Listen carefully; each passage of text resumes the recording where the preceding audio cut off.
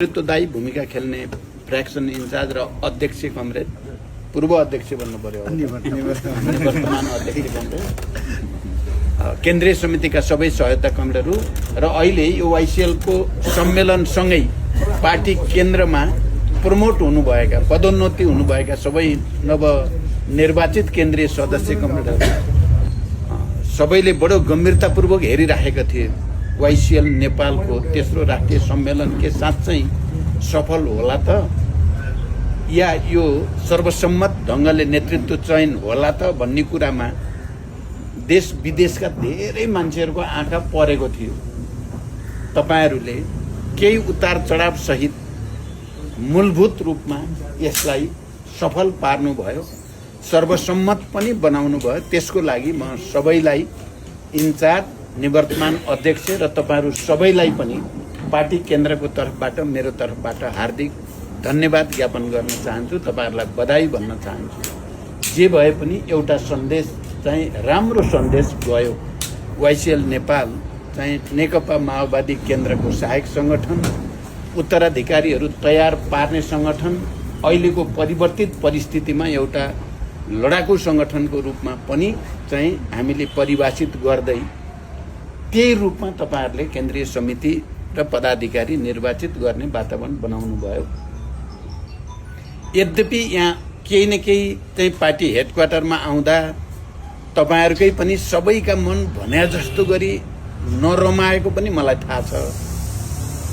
तपाईहरूका आकांक्षाहरू चाहिँ र तपाईहरूले आफूले गरेको योगदानको समुचित कदर या तपाईहरूको आफ्नो क्षमताको, सक्रियताको, गतिशीलताको सही मूल्याङ्कन भयो कि भएन भन्ने पनि तपाईहरूलाई लागेको कुरा पनि मलाई थाहा छ। तर फेरि पनि सङ्गठनको समग्र हितको निम्ति अझ पार्टीको आदेश पालन गर्ने स्पिरिटका साथ मनमा अलिअलि चाहिँ केही न केही गुनासो जस्तो भए पनि, केही न केही समस्या भए पनि तपाईहरूले यसलाई स्वीकार गरेर सफल पार्नु भएको छ। यो ठुलो कुरा हो। मैले यो बीचमा तपाईहरू मध्ये कसको कति क्षमता छ र तपाईहरूको के स्पिरिट छ भन्ने कुरा पनि अलि नजिकबाट बुझ्ने मौका पनि पाएँ। मलाई थाहा छ आउने दिनमा कसरी चाहिँ साथीहरूको क्षमतालाई अझ अधिकतम सदुपयोग गर्दै जाने भन्ने बारेमा पार्टीले पनि सोचिराखेको छ। तपाईहरूले पनि आफ्नो कामद्वारा, आफ्नो सक्रियताद्वारा आफूलाई अब्बल साबित गर्ने कुरामा अगाडि बढी नै राख्नुहुनेछ। म त्यसको लागि पनि तपाईहरूलाई शुभकामना भन्न चाहन्छु। अहिले देशको राजनीतिक परिस्थिति तपाईँ हामीले सबैले बुझेकै छौँ। मैले विस्तारपूर्वक त उद्घाटन समारोहमा भनेको पनि छु। ती कुराहरूलाई तपाईँहरूले पक्कै पनि स्मरण गरिराख्नु भएकै होला। अब कहीँ न कहीँ चाहिँ प्रतिक्रियावादी, प्रतिगमनकारीहरूले हामीले जनयुद्ध र जनआन्दोलनबाट प्राप्त भएका उपलब्धिलाई उल्ट्याउन सकिन्छ कि भन्ने षड्यन्त्र पनि छन्। कहीँ न कहीँ फेरि जनयुद्धको, माओवादी आन्दोलनको, वाइसिएलको, युवाहरूको, जनमुक्ति सेनाको भूमिकालाई चाहिँ अपमानित गर्ने कोसिसहरू पनि भइराखेकै छन्।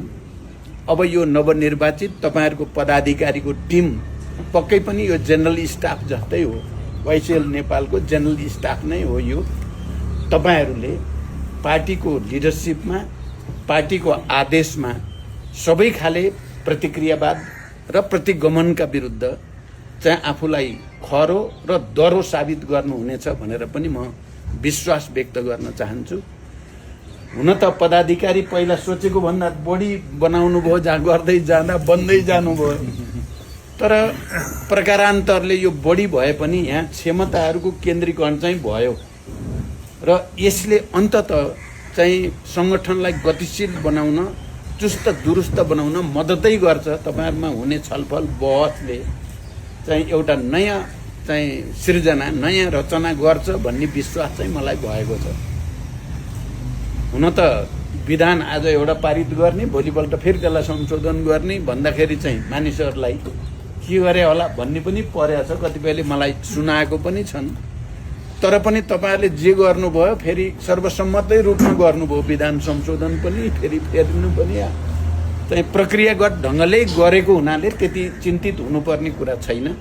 तपाईहरुभित्र मैले बुझेसम्म धेरै क्षमता छ, धेरै प्रतिभाहरू पनि छ र यो बीचमा मैले त्यहाँ अभियानमा जाँदा, खास गरी तराई मधेसको अभियानमा पनि, मध्य पहाडी लोकमार्गको अभियानमा पनि वाइसिएललाई फेरि एकचोटि जागरुक हुँदै गरेको, जाग्दै गरेको, अगाडि बढ्दै गरेको, फेरि एकचोटि पार्टीप्रति आफ्नो लोयल्टी, आफ्नो चाहिँ प्रतिबद्धता व्यक्त गर्दै गरेको देखेँ र अहिले सायद सबै यो कुरा माहौल जे राष्ट्रिय रूपमा बन्यो त्यो कारणले पनि तपाईहरुले यो राष्ट्रिय सम्मेलन सफल पार्न आफ्नो ठाउँबाट अझ बढी योगदान गर्नु भएर नै यो सफल भएको छ।